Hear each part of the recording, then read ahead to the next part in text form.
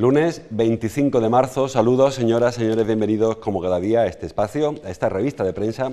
Vamos a realizar nuestro habitual recorrido, el paseo por las portadas de los diarios que se editan en Córdoba, Diario Córdoba, ABC, Diario El Día, y nos acompaña el jefe de local de ABC, Baltasar López. Balta, bienvenido. Hola, buenos días. Pues eso, el paseo habitual de los lunes, que hoy hay coincidencia fotográfica, la del fútbol, pero empezamos por los titulares como es habitual, con un tema de economía, en el caso del Diario Córdoba, con el decano. Por ahí empezamos hablando de industria. Dice el Diario Córdoba, a 4 columnas, la industria lucentina facturó en el último año más de 430 millones de euros. El sector secundario representa más del 50% de la producción económica de la ciudad de Lucena.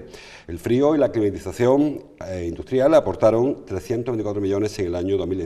Bueno, una recuperación importante y además una recuperación básica para esa zona, una zona que durante la época más boyante fue un motor económico importantísimo, que luego se vino abajo porque está muy vinculado al ladrillo y que ahora parece que recupera. Claro, estaba muy vinculada, el mueble estaba muy vinculado evidentemente al sector de la construcción. El sector de la construcción fue el que vivió la peor crisis, tenía la suya propia, que estaba empezando antes de la general, el famoso crack inmobiliario, ¿no? El estallido de la burbuja inmobiliaria, se le sumó la crisis general. Entonces el gran cliente o uno de los grandes clientes, lógicamente, del sector del mueble era la vivienda de nueva construcción, ¿no? Luego estaba también, lógicamente, la segunda residencia o el que quiere hacer una obra en su casa, quiere cambiar el salón, pero bueno, se le cayó el cliente fundamental y el mueble ha sufrido una tremenda reconversión, una reducción del sector. Y luego lo que sí está siendo ahora muy pujante en Lucena, pues esa industria del frío, ¿no? que está realmente obteniendo muy buenos resultados, haciendo muy buena labor de exportación. Esa labor de exportación, que es lo que te permite una cosa que suena muy obvia, pero que es muy importante para las empresas: no tener todos los huevos en la misma cesta, claro. No centrarse en un segmento determinado de cliente, ¿no? Entonces yo creo que esos dos factores probablemente estén detrás de estos datos, además de la obvia revitalización de la economía general. Y Lucena, pues hasta la crisis, había sido un importante bastión económico de la provincia. Al mismo tiempo que publica Diario Córdoba este asunto, en ABC, hoy en el sumario, vemos el tema de la agricultura. Titula: los cultivos de olivar y almendro tiran del aumento de la superficie agraria productiva. Vemos cómo se está intentando industrializar la provincia, sin embargo seguimos apostando por la agricultura.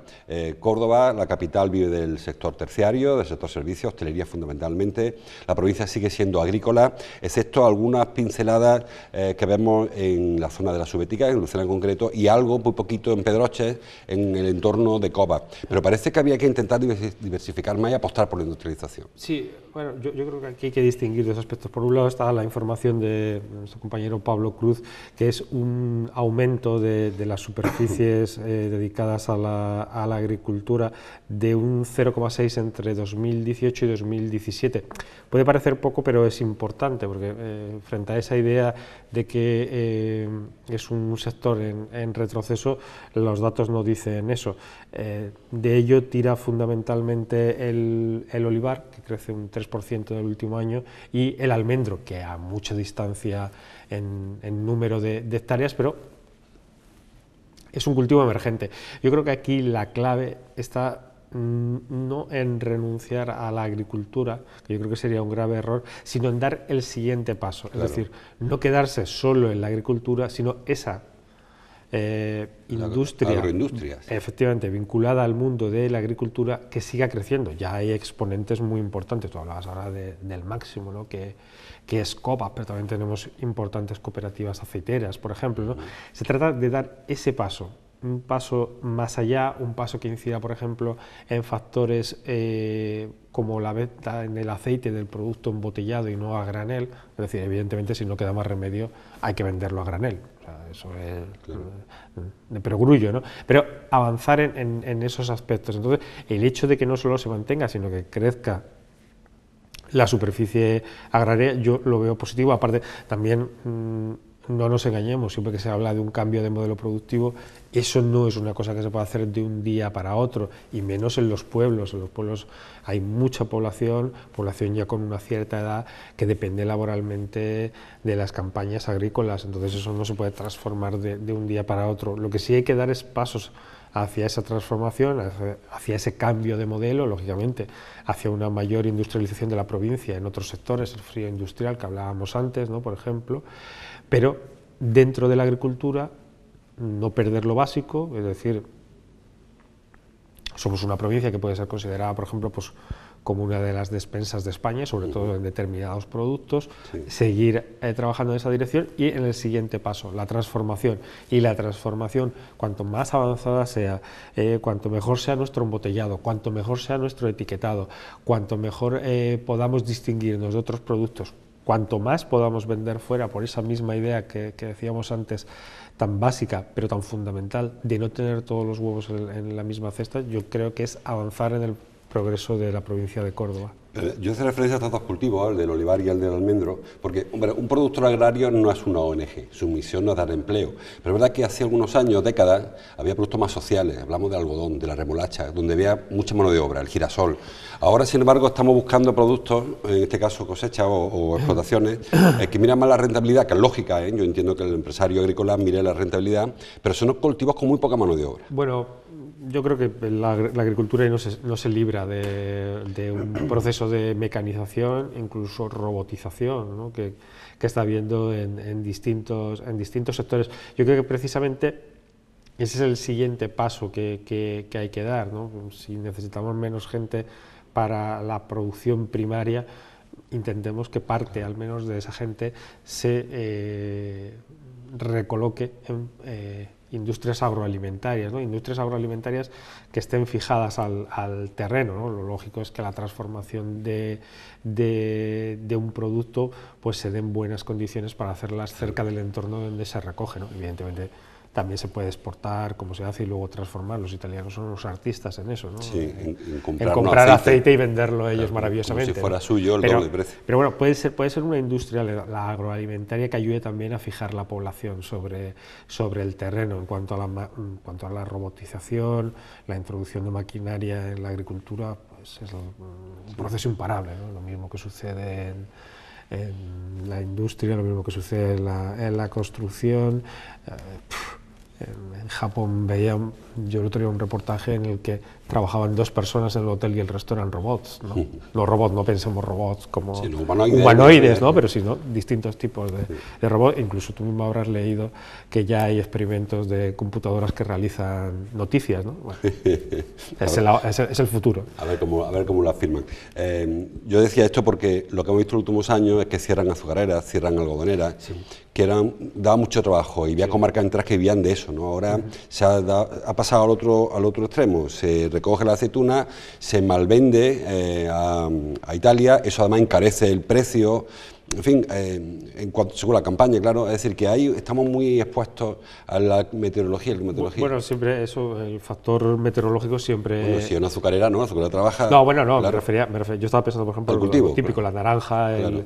el olivar, ¿no?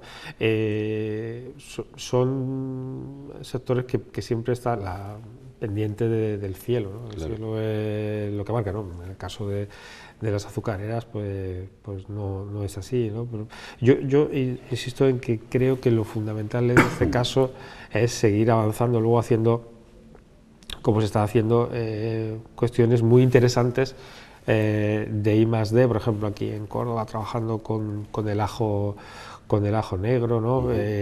Trabajando con distintas variedades de aceituna, ¿no? Viendo, por ejemplo, modelos para una maduración más temprana. Se están haciendo cosas muy interesantes, ¿no? Lo que pasa que, bueno, no nos engañemos, quiero decir, intentar buscar una aceituna que madure más rápido o que dé más producto, eso no... Quiero decir, los científicos son científicos, no son magos, eso son largas investigaciones, claro, que requieren su tiempo, pero se están haciendo trabajos interesantes en ese sentido. Y yo insisto, creo que una parte de esa mano de obra se debe reconducir hacia la agroindustria.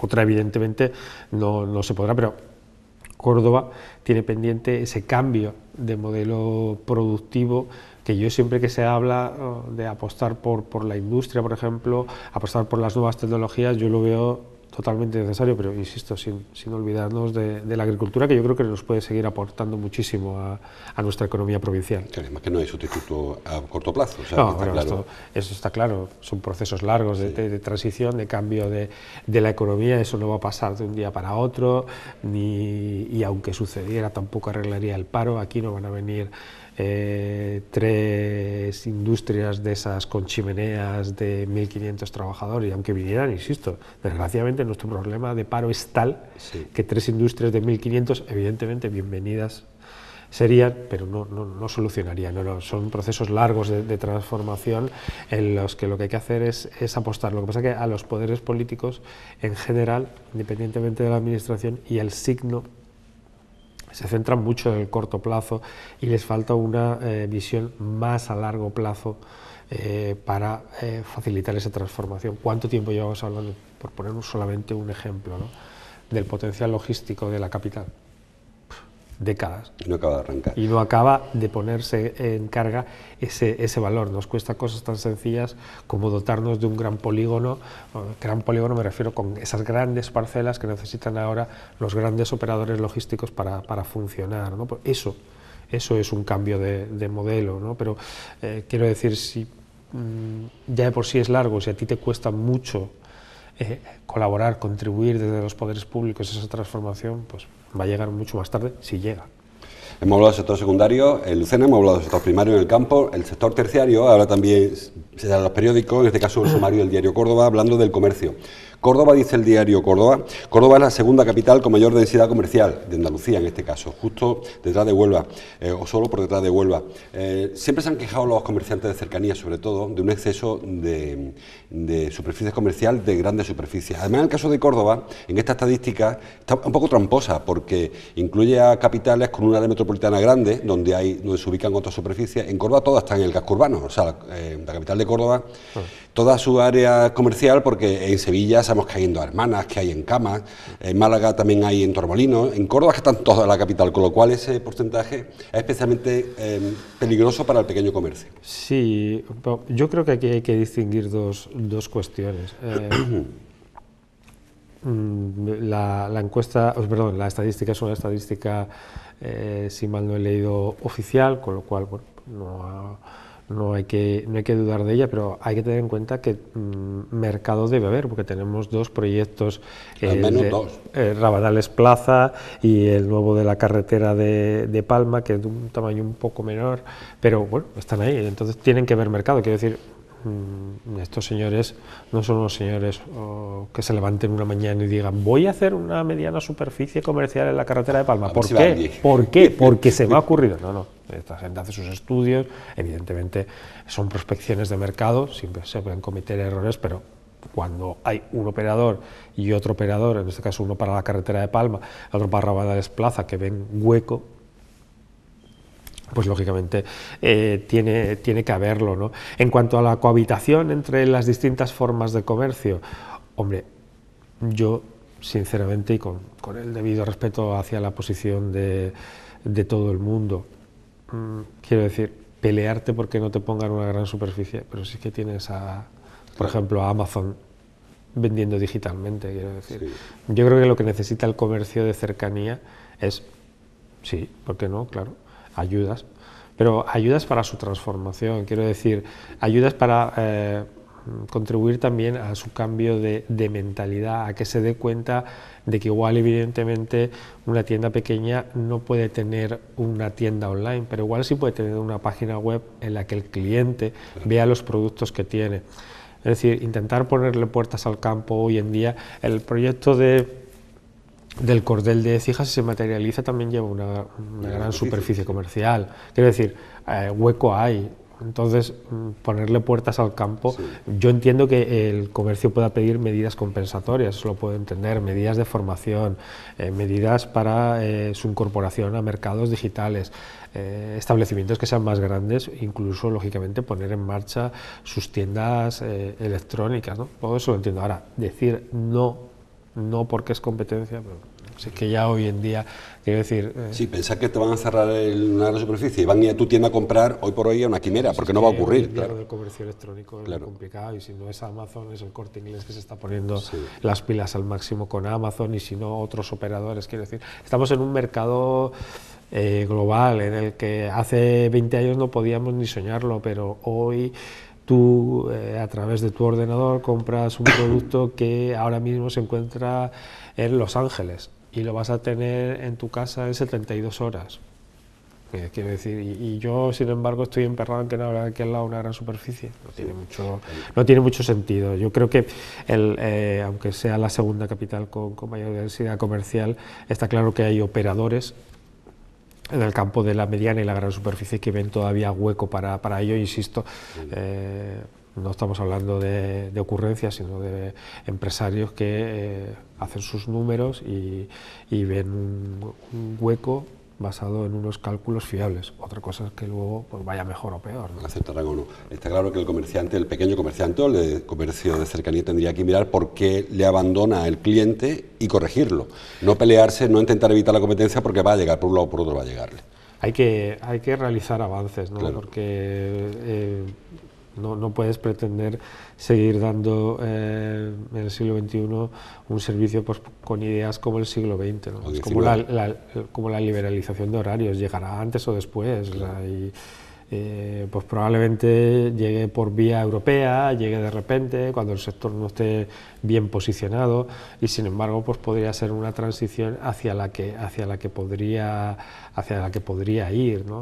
No sé, se me ocurren lugares como Madrid, donde esa liberalización de horario existe, y no veo noticias todos los días del pequeño comercio diciendo cierres masivos. O sea, se trata de adaptarse, y evidentemente al pequeño comercio hay que darle en la medida de lo posible las ayudas y las herramientas necesarias para ese proceso de transformación que hay que reconocer que es complicado. Efectivamente. Bueno, seguimos avanzando. El titular del diario El Día, 5 columnas, una estadística, habla de abandono escolar, titula: el abandono escolar afecta aún al 22% de los jóvenes cordobeses. Dice ese aún porque se va recortando la brecha con Europa, o la distancia con Europa, pero aún estamos cifras muy superiores, muy por encima de la media europea y nacional. Este sistema de la educación obligatoria, sobre todo la secundaria, que parece que no todo el mundo quiere estudiarlo, que es la que motiva quizá el abandono, y que los chicos y las chicas le obliguen a estudiar y luego no lo terminan su estudio. En el caso de bachillerato, 4 de cada 10 no culminan el bachillerato que inician. Como digo, a lo mejor hay que modificar el sistema o intentar llevarlo hacia un poco lo que hablas con el comercio. En lugar de pelear por cambiar el sistema, vamos a ver lo que la gente realmente quiere. Oye, yo creo sobre todo que hay en este caso, aparte de que las cifras no son buenas, luego también yo tomaría dos variables muy importantes. Uno de los grandes problemas que tiene Córdoba económicamente es que sus parados, hay una enorme bolsa de parados que acabó el sistema escolar sin ninguna formación. Otra cosa es que luego después acudieran a cursos de formación del Servicio Andaluz de Empleo, etcétera, sin ninguna formación. Es decir, o como máximo acabaron lo que antes conocíamos como el BUP, o ni siquiera eso, claro. o ni siquiera eso, o la EGB, o empezaron algún tipo de ciclo de FP o de universidad, pero no lo culminaron. Es decir, no tienen realmente una preparación laboral. Eso es un problema realmente grave, y esa cifra, ese 22%, ahonda en ello. Hombre, yo creo que este país lo que tiene pendiente desde hace mucho tiempo es una apuesta decidida por la FP. Es decir, su momento, supongo que por la situación, o por lo que yo he podido leer, de un país que salía de una dictadura, de unos años tremendos de pobreza económica, ¿no? La universidad se presentó como prácticamente lo que se debía hacer para el estudiante, ¿no? Un signo también para las familias de éxito social, ¿no? Del famoso ascensor social, ¿no? Pero yo creo que hoy en día ya eso no es necesario. Quiero decir, una FP es una forma exactamente igual de ganarse la vida con un trabajo aprendido en una FP que en una universidad. Y yo creo que para muchos chicos y chicas a los que quizá no les atrae demasiado un tema de una determinada formación, y sí quizá una formación más práctica, ¿no?, en la que ellos puedan ver qué es lo que están haciendo, cómo van aprendiendo, ¿no?, en las que tengan unas prácticas laborales muy jóvenes, ¿no? Yo creo que eso sí les puede ayudar. Además, y luego, la FP dual, perdona Baltasar, sí, es mucho más flexible, es decir, que cambia casi. Estamos viendo como hay profesiones emergentes que están surgiendo de pronto, a las que no se le da todavía respuesta desde los ciclos, desde los grados en la universidad, pero sí que lo hacen los ciclos de la FP dual que tú hablabas, ¿no? Porque claro, es mucho más fácil adaptarse. Y luego no nos olvidemos que es que siempre existe la posibilidad de acabar dando el salto a la universidad, o sea que yo creo que de lo que se trata es de ofrecerle a los chicos posibilidades. Bueno, y no nos olvidemos, es decir, en este 22%, lógicamente, habrá padres que se habrán desvivido, ¿no?, pero también, lógicamente, habrá padres que tengan que aprender a hacer un mejor acompañamiento de sus hijos, sí, ¿no? Y sobre todo, hacerles ver a los chicos en la familia y en los centros escolares que lo que se están jugando es su futuro, es decir, que tienen que hacer algo, lo sí, que sea, prepararse, formarse, porque esa va a ser la vía para que puedan acceder a una vida mejor, a una vida en condiciones. Lo demás es arriesgarse, jugarse a una especie de ruleta rusa. Yo entiendo que porque hemos pasado todos por ahí, ¿no?, que a los 14 años es difícil entender eso, por ejemplo, ¿no?, o incluso a los 15, a los 16, ¿no?, pero hacerles ver que el otro es una peligrosa ruleta rusa que puede acabar, pues, lógicamente, con una vida en la que si te falta el puesto de trabajo, pues te falta un pilar fundamental para poder construir un proyecto de vida, ¿no? Mucho más difícil intentar hacer el mercado laboral sin cualificación que cualificación. Claro, es una realidad que está ahí, estadísticamente no hay ninguna duda. Es así. Vamos a hablar de política. Todos los periódicos hablan hoy de política. ABC publica una macroencuesta hoy muy interesante, provincializando los porcentajes que habitualmente nos brindan las encuestas, que eso no nos lleva a ningún sitio. O sea, hablar de 15, 20% si no provincializa es complicado. Y en esta encuesta lo que más destaca es que en el caso de Córdoba, la provincia de Córdoba, el reparto variaría en algo con respecto a las últimas generales. En concreto, saben, Córdoba envía a Madrid a 6 diputados al Parlamento, al Congreso. La última vez envió 2 PSOE, 2 PP, 1 Podemos y otro Ciudadanos, y ahora hay un vuelco, según dice la encuesta. Sí, hay un cambio. Es una encuesta, es la segunda entrega. Hoy publicamos este barómetro de GAT3 para ABC. Es un trabajo, está mal que yo lo diga, pero es un trabajo realmente contundente. Estamos hablando de una entrevista basada en de una encuesta basada en 7.500 entrevistas. Eso permite esos datos provincializados. Y sí, como indicas, hay un cambio, ¿no? El PP no sería el ganador en la provincia de Córdoba, el ganador sería el PSOE, y lo que es más importante para los socialistas, de materializarse estos datos de la encuesta, lo harían subiendo un congresista. De 2 pasarían a 3.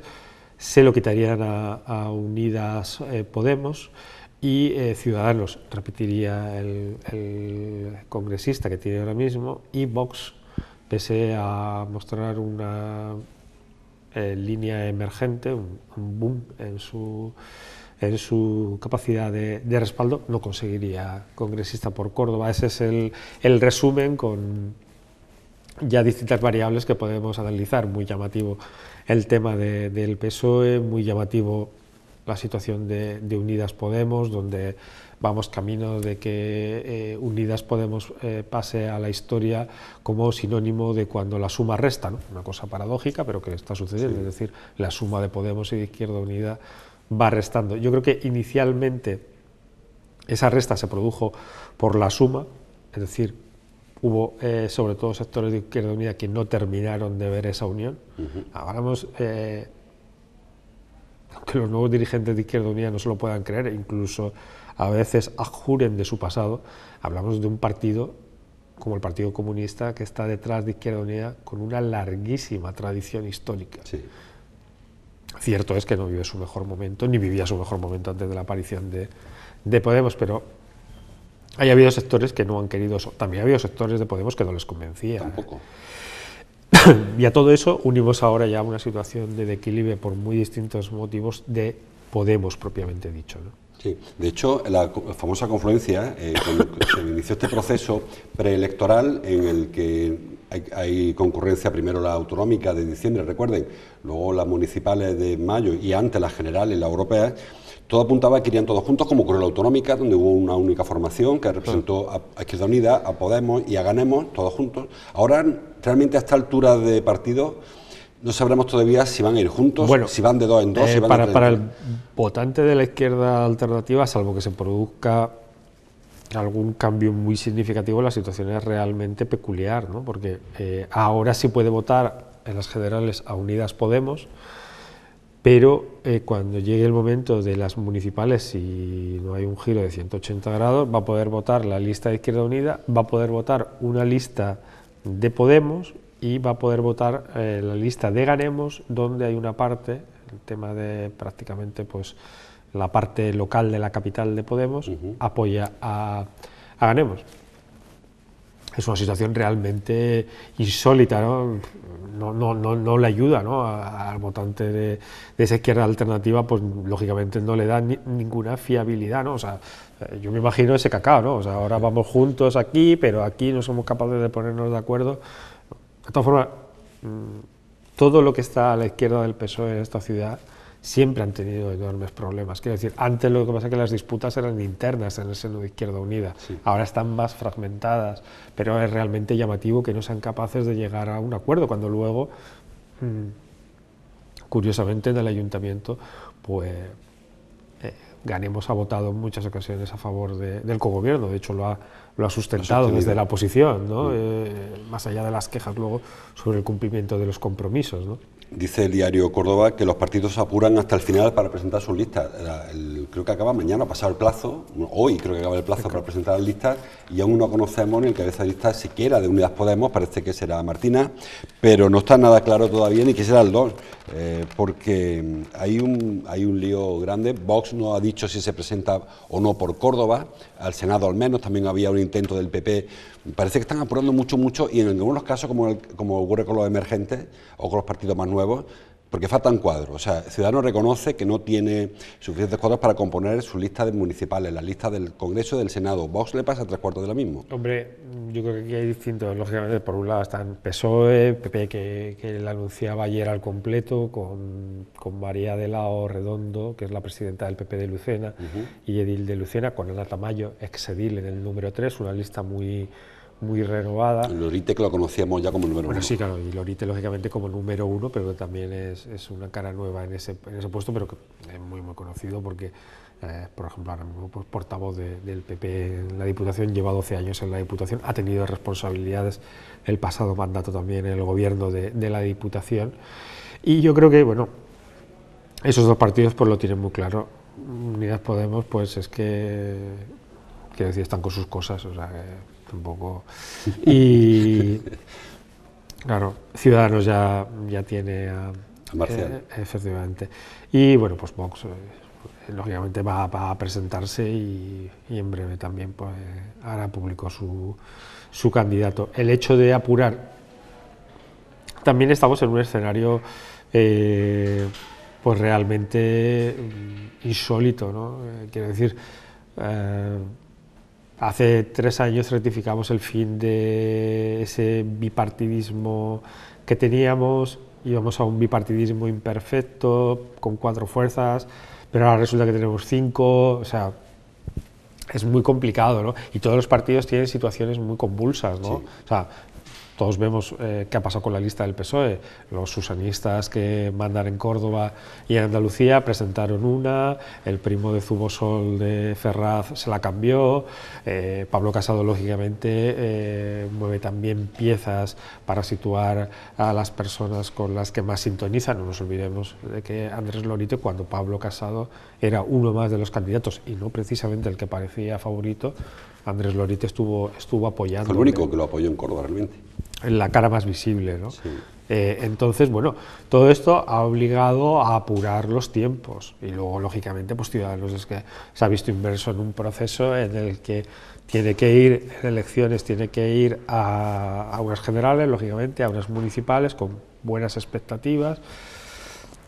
Viene de tener que formar gobierno, que eso le exige también tirar de unos cuadros, gente que pues igual tú tenías en tu esquema mental para el Congreso, para las municipales, pero ahora lo tengo que colocar en esta dirección general, etcétera, etcétera, ¿no? Entonces tampoco tiene mucho sentido colocar a alguien en una dirección general para moverlo a los 2 meses. O sea, eso claro. Entonces ha provocado un escenario realmente insólito. Luego, pues, evidentemente, partidos como Vox, pues es que están prácticamente en proceso de formación como los conocemos ahora. Vox ya tiene una trayectoria, sí, pero no un partido totalmente minoritario, ¿no? Ahora estamos hablando de un partido que, bueno, la encuesta lo deja fuera, pero lo deja ahí peleando por ese escaño que hay bailando, ¿no? O sea, ya hablamos de un partido que, por ejemplo, en Córdoba capital, con las extrapolaciones de la ley DON, si mal no recuerdo, optaría, según las últimas autonómicas, que son elecciones completamente distintas, pero optaría a 4 concejales. 4 o 5, claro. Encuestas, sí. Entonces, eso requiere ver, analizar. Y como le pasó a Ciudadanos, lógicamente, Vox tiene que hacer sus controles, porque eso es inevitable, quiero decir, siempre cualquier fenómeno político emergente, pues atrae a personas que, pues bueno, pues están buscando una oportunidad de buscarse la vida, es que eso es normal. Por unos días conoceremos la lista al completo y podemos comentarla del todo. Quizá lo más significativo en la lista del PP que se cae Merino después de mucho tiempo y también... Sí, lo que pasa es que Merino ahora está con la responsabilidad de puertos y zonas logísticas de Andalucía. José Antonio ahora está con ocupaciones en el Parlamento andaluz, el portavoz del grupo.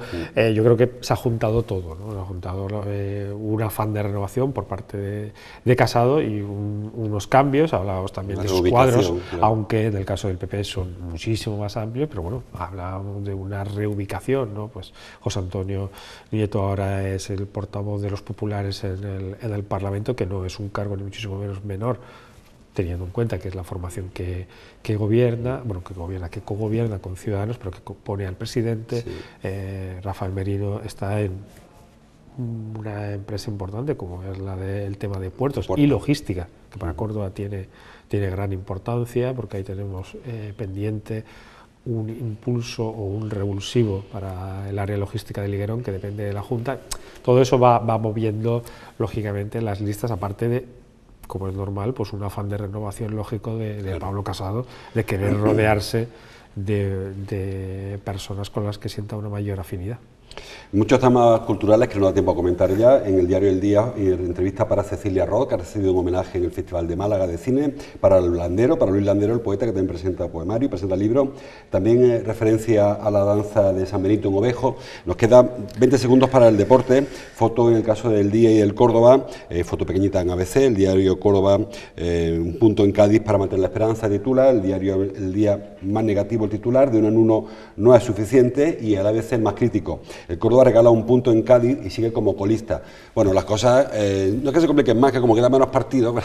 Bueno, lo que pasa es que yo creo que en este caso el titular, nuestro titular está acertado en el sentido de que es que realmente con un Cádiz que está en la zona noble, pero que estaba teniendo problemas, es que prácticamente se regaló 1 hora. Claro, luego cuando el equipo la última media hora hizo yo creo que un juego notable, empató, incluso dispuso de oportunidades para llevarse los 3 puntos. Bien, es cierto que en la recta final el Cádiz también pudo hacer lo mismo, ¿no? Pero esas desconexiones, ¿no? Prácticamente esa hora regalada, esa primera parte. Y un gol ridículo también, por cierto, del Cádiz. Otro fallo, ¿no? Quiero decir, dice poco en este caso de la concentración, ¿no? De un equipo que debería estar súper tensionado, porque si dijeron que es un equipo que está en la zona media de la tabla, mira chicos, ya es que no aspiramos a nada, el playoff se nos ha escapado y salvados estamos salvados, pues tú dices, bueno, pues estas son cosas que pasan, como en cualquier trabajo, ¿no? Si tienes un día más relajado, pues puede suceder, pero con un equipo jugándose la vida es una situación realmente incomprensible. Y un punto, pues bueno, pues como titula nuestro jefe de deportes, Javier Gómez, en su crónica, pues lo que ayuda es a no desconectarte parte de la máquina, ¿no? Esa máquina que te mantiene con vida, pero que asistida. a espera de un milagro, ¿no? A la espera de un milagro, y cuando todos sabemos que pues, lo más probable es que la vida del Córdoba Club de Fútbol en segunda división pues se vaya a extinguir en 10 jornadas. O sea. Éxito para las chicas, eso sí, las chicas del Córdoba subieron, bueno, no es que suban, se mantienen en la segunda división, que cambia de nombre, se llama Primera B, pero se mantiene en la élite. Bueno, pero lo importante es que se le está dando mira que del club se están haciendo cosas mal, pero lo importante en este caso es que se le está dando importancia, se le está dando lugar, se le está dando sitio, y yo creo que es muy positivo. Las cosas como son, cuando las cosas se hacen bien hay que reconocerlas. Desgraciadamente no es la tónica habitual del Córdoba Club de Fútbol. Bueno, pues las chicas que sí que mantienen la categoría, de hecho ascienden a Primera B aunque mantienen la categoría, y hay que felicitarlas. Empataron en San Miguel y falta unas jornadas todavía, ya que son equipos de esta nueva división que se va a crear. Hay referencia al diario bicicleta, o sea, perdón, al uso de bicicleta en el diario Córdoba, les invito a que lo vean porque no da tiempo para mucho más, pero también muy interesante esta incorporación, esta inclusión de este titular en el diario Córdoba. Bueno, muchas más cosas, como siempre digo, Balta, que lean la prensa. Que lean la prensa porque no da tiempo para más, que bajen al kiosco, que lo lean en internet porque realmente merece la pena profundizar. Muy interesante la encuesta de GAD en ABC porque se provincializa, porque habitualmente cometemos error siempre, sí, bueno, porcentaje que no claro, sirve. La gran ventaja, en este caso muchas veces lo que se hacen son extrapolaciones, pero en este caso con más de 7.000 entrevistas, la gran ventaja es que son unos datos fiables, ¿no? Y nos permite ver pues una foto general y nos permite ver nuestra foto, la foto de nuestra provincia. Bueno, y si los lectores por supuesto tienen interés en los datos de otras provincias, aparecen todos. Yo creo que es un contundente trabajo de una empresa como GAT3, que entre otras cosas fue la empresa que en la noche electoral clavó prácticamente los resultados de las autonómicas y detectó ese auge de Vox, que además ellos lo han explicado ya en varias ocasiones.